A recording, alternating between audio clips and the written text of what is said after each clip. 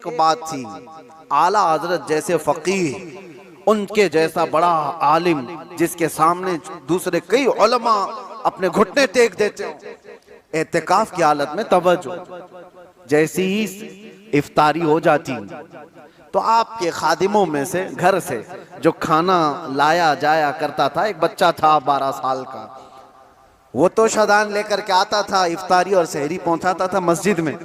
लेकिन आला हजरत को एक आदत थी पान खाने की, और पान खाने वाले लोग इफ्तारी के फौरन बाद पान चाहिए।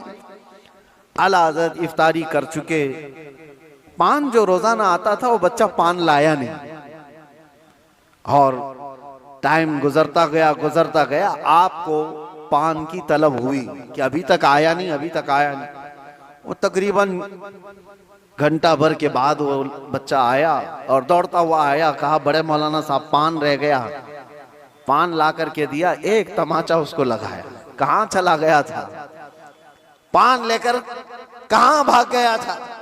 वो बच्चा, जो खादिम है, खिदमत करने वाले लोग हैं, कहा माफ कीजिए भूल गया था, दिया और चला गया भागकर। पान खा लिया।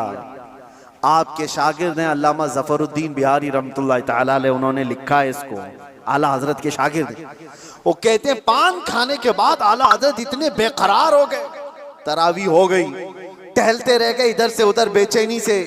मैंने जाकर पूछा इमाम वक्त से, आला हजरत से, मौलाना जफरुद्दीन साहब फरमाते, कहा क्या वजह है। आला हजरत ने कहा मौलाना जाओ, वो बच्चा कहाँ है उसको ढूंढ के लाओ। कहा क्यों, क्या हुआ। कहा उसको बुला लाइए, मैं उसको मार दिया था। तो मौलाना जफरुद्दीन रहमतुल्लाह अलैह फरमाते, मैं ढूंढने के लिए निकला, वो कहाँ मिलता, रात हो गई थी, कहीं दुबक के सो गया हो। लेकिन आला हजरत ने रात भर ढूंढने लगवाया। जो भी शागिर्द आए उससे कहो बच्चे को ढूंढ लाओ जो खाना लाता है हमारा, वो कहीं मिला ही नहीं। रात भर आप सोए ही नहीं, मस्जिद में टहलते रहे बेकरारी के साथ। सहरी का वक्त हुआ तो तोशादान लेकर बच्चा आ गया, उसकी ड्यूटी थी।